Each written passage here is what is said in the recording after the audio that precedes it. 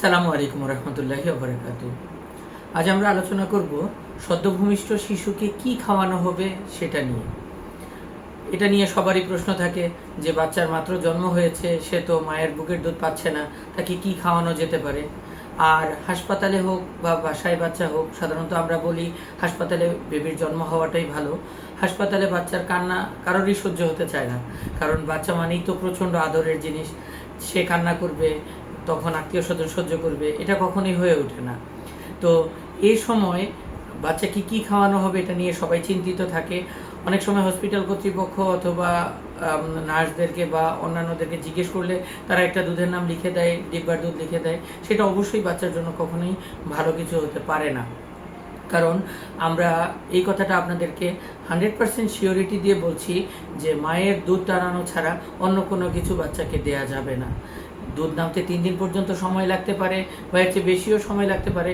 যদি মায়ের বুকের কোনো রকম প্রবলেম না থাকে, টিউমার অথবা নিপলের কোনো প্রবলেম বা অন্য কোনো সমস্যা না থাকে, তাহলে অবশ্যই দুধ নামবে। সেটার চেষ্টা করতে হবে। বাধ্য হলে শিশু বিশেষজ্ঞ ডাক্তার আপনার বাচ্চাকে বাহিরের দুধটা দিবে। এছাড়া মায়ের শাল দুধটা টানানো, সেটা সামান্যই হোক না কেন, খুবই কম পাবে বাচ্চা। শুধুমাত্র বাচ্চা প্রস্রাব ঠিকভাবে করছে কিনা এটা খেয়াল রাখতে হবে এবং মায়ের শাল দুধটা বাচ্চাকে টানতে দিতে হবে।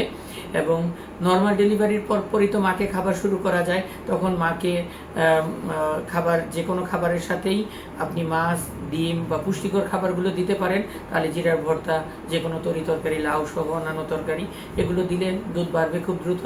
আর সিজারের মা যখন ইনজেকশন শেষ হওয়ার পরে মুখের খাবার শুরু করবে, তখন আস্তে আস্তে তাকে পুষ্টিকর খাবারগুলো দিতে হবে, তাহলে তার দুধ বাড়তে থাকবে।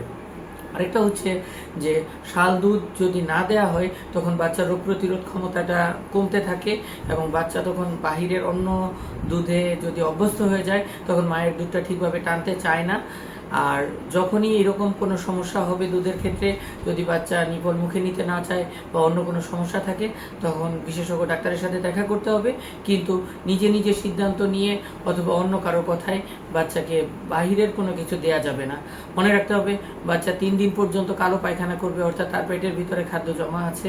সে যদি ঠিকভাবে প্রস্রাব করে এবং অল্প হলেও খাবার পায়, শাল দুধটা যদি খুব সামান্য হলেও পায়, তাহলেও সেটা তার জন্য যথেষ্ট। এই জন্য সদ্যভূমিষ্ঠ শিশুকে অবশ্যই অবশ্যই শুধুমাত্র মায়ের বুকের দুধ বাদে অন্য কোনো কিছু না দেওয়াটাই ভালো। আসসালামু আলাইকুম রহমতুল্লাহি ওয়া বারাকাতুহু।